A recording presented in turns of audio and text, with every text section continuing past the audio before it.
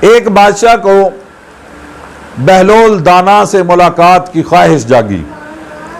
اس نے پیغام بھیجا حضرت بہلول کو، تو انہوں نے آنے سے انکار کر دیا۔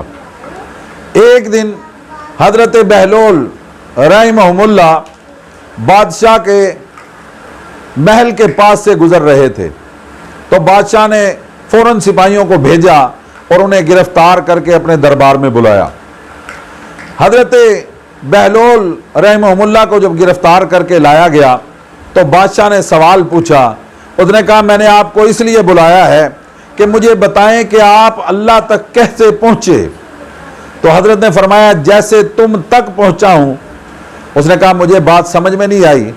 حضرت بہلول رحمہ اللہ نے فرمایا کہ اگر میں خود تم سے ملاقات کرنا چاہتا تو سب سے پہلے میں نہاتا دھوتا، نئے کپڑے پہنتا، اپنا گیٹ اپ اچھا بناتا اور پھر دربان کی منت سماجت کر کے دربار کے اندر اور محل کے اندر داخل ہوتا، اور وہاں پر کتنی دیر مجھے انتظار کرنا پڑتا، اور پھر بھی یہ ہو سکتا تھا کہ آپ میری درخواست کو رد کر دیتے اور ملاقات کا وقت نہ دیتے، مگر جب آپ کا دل چاہا تو فوراً آپ نے مجھے بلا لیا۔